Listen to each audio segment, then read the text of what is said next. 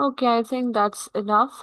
Seven students are there, so we can commence. We are going to have a quick recap about Tears, Idle Tears by Alfred Tennyson because I don't recall taking a test or an assignment from this poet from you guys. So I would like to take a quick reroute and a revisit on the poem so that you can think about this poem from other perspective as well. The poem is called Tears, Idle Tears. I know not what they mean.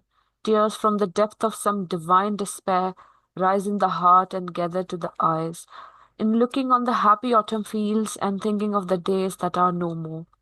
In autumn, the fields are ready for harvest, summer begins to recede, and winter begins to set in. The speaker scans the fields idly and begins to reminisce or remember.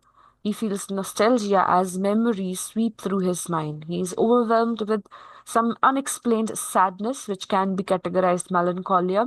His eyes well up as his heart pines for the joys of the past. He realizes the happy bygone days will not return. See, idle tears means those tears who do not have the origin, who do not have a direct reason for to be there in the very first place. Divine despair, a feeling, a bleakness that the poet feels while thinking about these past memories that he is time and again is able to rise in his heart and soul. The second stanza is fresh as the first beam glittering on a sail that brings our friends up from the underworld, sad as the last which reddens over one that sinks with all we love below the verge.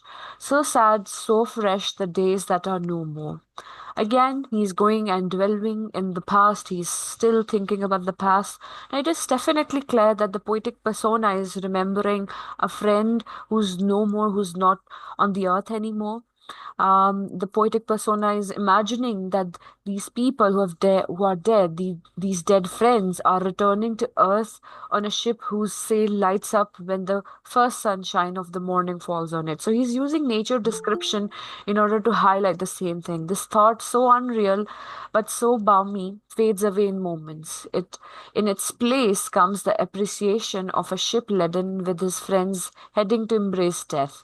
The deep orange light of the setting sun's rays fall on its sails just as the ship disappears into the horizon. It signals the death of the speaker's near and dear friends, thus, the day that brought so much delight and excitement to the speaker ends engulfing his mind, sorrow, and despair. Although he can remember many things about the friends and he's being nostalgic, but the day ends and he can no longer, um, um, uh, you know, uh, clearly, vividly reimagine those things. Then we have stanza number three. Oh, sad and strange as in dark summer dawns, the earliest pipe of half awakened birds, to dying ears with onto dying eyes, the casement slowly grows, glimmering square, so sad, so strange that the days that are no more. This line is repetitive. In second stanza, we also had the same line, so sad, so fresh, the days that are no more. And then half of it was there in the first stanza as well. So third stanza, the dawn in summer presents a scene of a contrast. A dying man lying on the deathbed can hear the chirping of the birds and the sun's early rays do come to his deathbed or bed in his room. The window looks brighter and brighter as the morning progresses. So the image that the poet has used over here is where he can feel that how the light comes in and brings hope as well. But due to obvious reasons, these joyful signs of nature fail to lift the dying man's spirit because the theme of death is prevalent over here. His spirit is not elevated, but he can feel the warmth that sun rays brings into his room and onto his skin. For the man about to breathe his last, it is inexorable slide to doom. These thoughts fill the speaker's mind with gloom and he grieves remembering the happy times that are gone. So, when a person is young and they can feel everything completely, they are physically fit, they are mentally stable, They don't think about these things, but these idle tears, they come to you when you're in your last days or you're in your bad days. And here, the poetic persona is very much adamant that the a person in the poem is lying on his bed and he knows that he's about to die and he's remembering all the good times, but all those good times cannot bring the satisfaction because death is inevitable and it is going to come no matter what. Then we have stanza number 4. Dear as remembered kisses after death, and sweet as those by hopeless fancy feigned, on lips that are for others deep as love, deep as first love, and with all regret.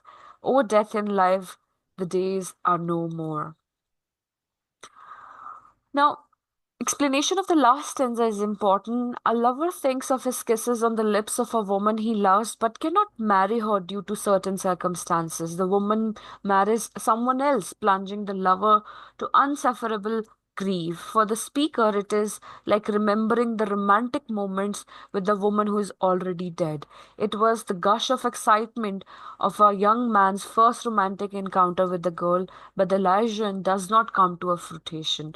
So you see पहले हमारे पास एक image है जिसमें first stanza में हमारे पास जो image है that's all about the seasons the summer the memories and everything. Second stanza is more inclined towards the dead friends, the loved ones that person, the poetic persona remembers and how to embrace death and despair. Third stanza is an image of a dying man, that all those spirits of nature are there but they fail to uplift his spirits. And the fourth stanza, the last stanza, talks about the kisses on the lips of a woman that he loves but cannot marry her. He cannot achieve her. He cannot obtain or possess her or have her for that matter.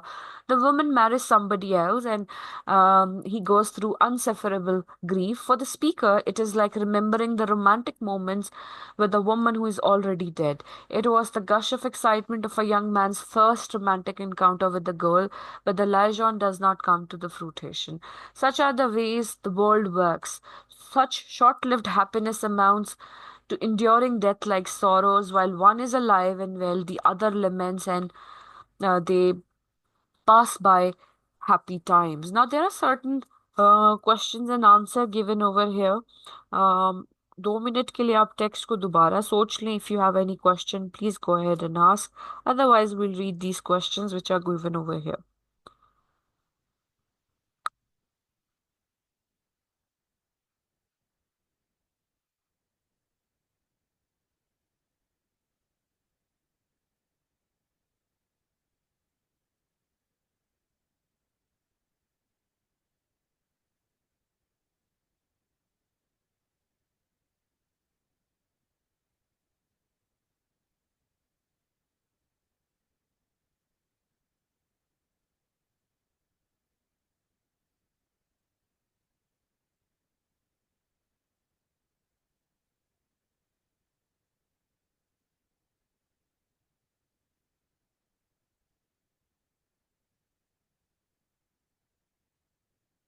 Ji, are there no questions? Theme of escapism तो आपको समझ आ रही है, theme of time भी आपको समझ आ रही होगी, theme of transient nature of life भी समझ आ रही होगी. देयर आर सर्टेन वर्ड्स जो कि स्टाइलिस्टिकली एनालाइज हो सकते हैं.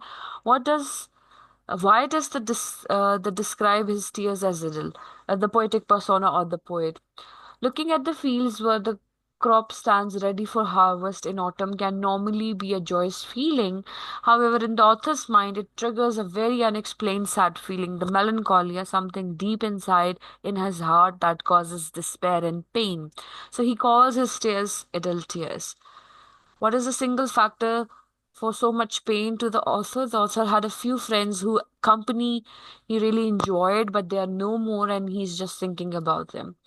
And what other example he cites is about his nostalgia, sadness, and dead friends. He cites the case of a young lover who's not able to get the woman of his life, the love of his life, and he's thrilled after kissing his sweetheart in her chin for the first time, but the feeling is not long lasting because the girl marries somebody else, and the lover is left devastated and broken. The man's sorrow is similar to what author feels after his bosom friend dies. So it'll uh, Tears, Idle Tears by Alfred Tennyson is not only a poem of nature depiction and description, but also a poem that has the themes of escapism, nostalgia, memory, time. And you'll see that in both the poems. The other poem is also very much having the same kind of ideas with it. We'll take a look at Lotus Eaters as well, but we will not be able to look at the entire text.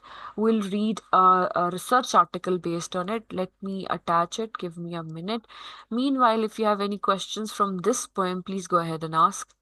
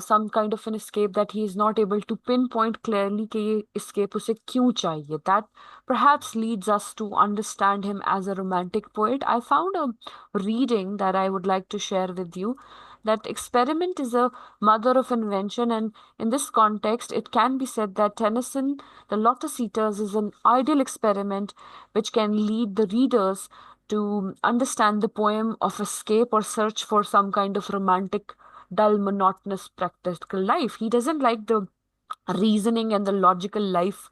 So, Lotus Eaters can be one of those. He had a wonderful variety and qualities of English greatest poets in verse. His delicacy, his charm, and above all, his dignified, melodious utterance made him extreme popular among the readers.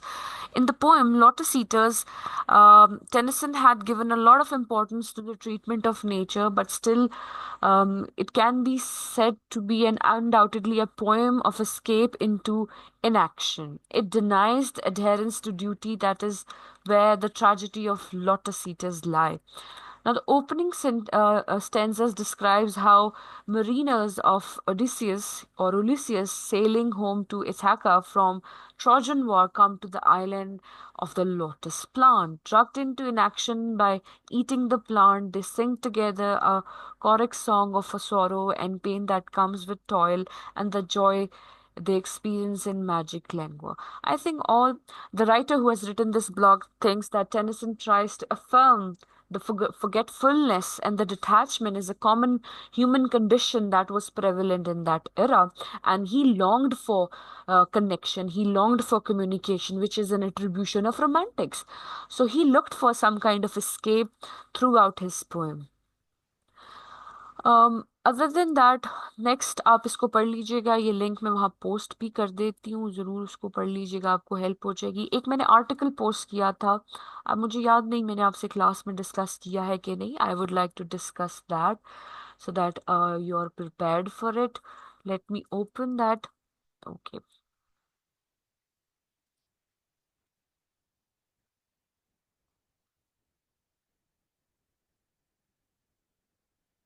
Okay, this is the article that I am referring to. Okay, मेरे end पे अजान हो रही है, थोड़ा सा हम break लेते हैं और उसके बाद I will move forward.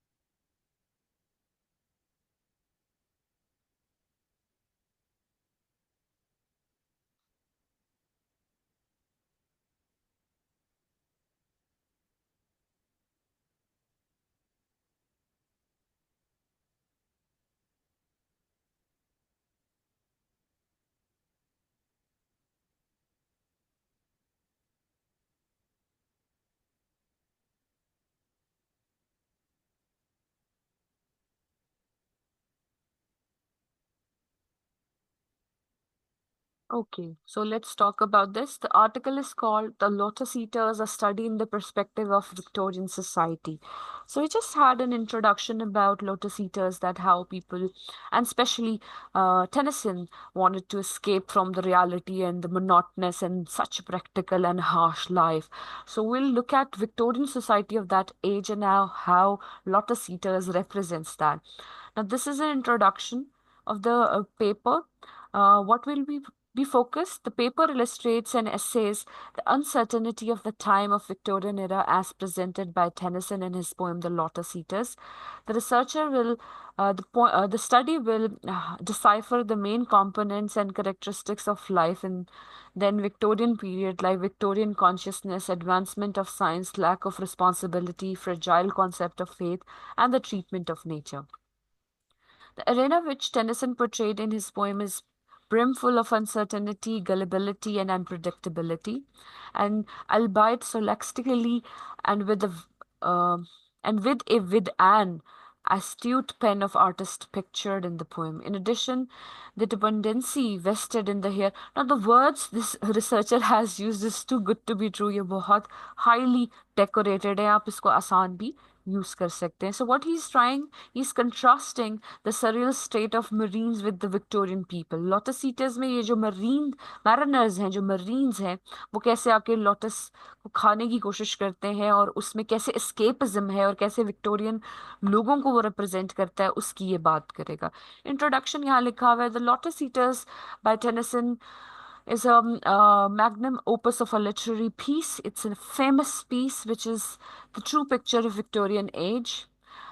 This age is marked with a decadence of pessimism and despondent milieu. People of that age were in search of vested life, of stability and peacefulness. They had such chaos, such death, such destruction and despair कि उन्हें stability and smoothness, उन्हें वो सब चाहिए था जो romantics के पास था. They were unprecedentedly exhausted by the repetitive and never-ending cycle of chaos and uncertainty. The Victorian age was a mammoth problem. Conflicts and disagreements were there, and Tennyson was one of the representatives of his time. He mentioned what happened in that time, and if we take the words of Edmund Blunder, he aptly said to Tennyson, the spokesman of the intellectual life of his time, as Pope was of Augustan age. Right? So we can know the words of Mr. John Collier, not Tennyson's more bucket minded critic, in the first year of Victorian reign, the way in which modern thought became coincident with poetical feelings and how it was Tennyson who first became conscious of it. So, Victorian consciousness in the poem written by Tennyson definitely is explored. It appraises the Victorian consciousness. The poem foregrounds the rookie experiences and questions the existential crisis and the futile struggles of humanities, the chaos, the hurdles, the barriers. Through the poem, we can see that he has expressed the approach where he wants to showcase that everything is a smoke screen and this age is not what it looks like, and he wanted to unveil, he wanted to criticize, he was a social critic, he wanted to unveil all those embedded problems of the society. Carlyle defines the ideal poet sensibility not as a twisted, poor, convex, concave mirror reflecting all objects in its own convexities and concavities, but a perfectly level mirror. Now, Tennyson is both a poet of his time and poet of his people. वो सिर्फ लोगों को नहीं, time को भी उसमें focus करता था. Third stanza में he says, somewhere a land where all things always seems the same, and round about the keel with faces pale. Now, in Victorian age, there was a certain and sudden advancement and development in the name of science. Now, many contemporaries that he was with, Tennyson was with, they were definitely inclined towards science. However, Tennyson definitely had values for other human feelings and belongingness. What Tennyson's invaluable son Hallam had told us, scientific leaders like Herschel, Irwin, Sedgwick, and Tannen regarded him as a champion of science. Then there is another reconciliation of science and theology that he has mentioned. Let what is broken so remain, the gods are hard to reconcile. So he's using scientific imagery with the spiritual imagery over here, and he wants the elements of individualism, selfishness to be portrayed in such a materialistic and self-centered approach. He wants to escape from this reality, which is not so beautiful for him. Then he says, dear is to memory of our wedded lives. Indeed, they had decided not to go back, the mariners that we have been talking about. Okay, if we conclude, you will see that the Victorian crisis is aptly presented in the poem. Mariners reflect the collective and holistic approach of the people of Victorian society, that they wanted to escape from this nostalgia, this hoax, this chaos that they were not able to understand. They coveted to become incautious and careless akin to God. They dreamt of life of heavenly abode, life of being absolute or fret and vex. In the hollow lotus land to live and lie reclined, one hills like gods together, careless of mankind. As a result, people started questioning science, beginning of time, in the only creatures that suffers the ruthless errors of life and toilsome. यानी जो religion है उसपे बहुत questions होने लग पड़े that why a man has to go through such misery. Man means humankind, why they have to go through topsy-turvy or sorrow and misery, or showcase the respite for each other. Thus, they begin to wonder and inspect the purpose of their existence. So, इस poem के through existential crisis को कहीं ना कहीं you can talk about how it was fired upon. So ये article आप पढ़ लेंगे तो theme of escapism and theme of nostalgia, memory and time would be very clear in the poem and the poet that is Alfred Tennyson. Now, if you have any questions, please go ahead and ask.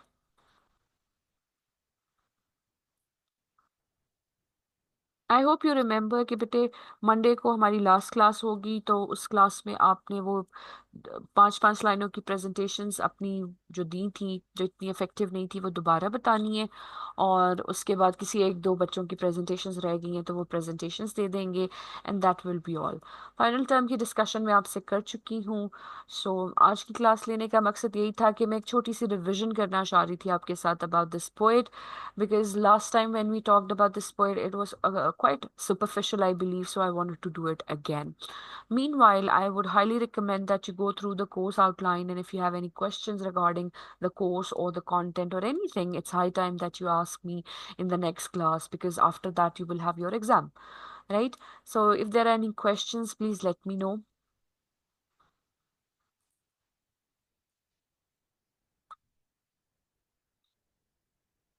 और एक और concern है बेटे, आप में से बहुत सारे लोगों की अटेंडेंस कम है, तो I will be forwarding it to the HOD. I will see what they have to say. If the university allows, I don't have an issue. If they don't, then there are few of you won't be able to sit in the exam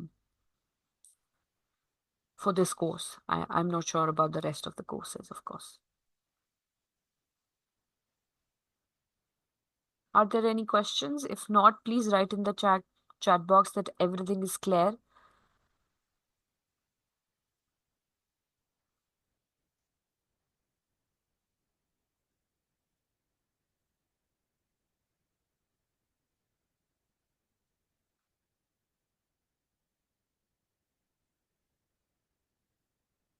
बेटे आप confirm करोगे तो I will be able to complete the class, because ये एक extra class मैंने आपसे एक, ma'am it's clear. ठीक है, एक क्लास मैंने कोई मिस की, no questions ma'am. Okay, in the last month, तो उसको मेकअप करना था, although we don't need it क्योंकि कोर्स हमने कंप्लीट कर लिया हुआ है. So if everything is clear, so I'll take your leave, and please come prepared with your presentations so that I can finalize your internal scores and release it to you. Thank you so much. Allah Hafiz. Take care. Allah Hafiz ma'am. Allah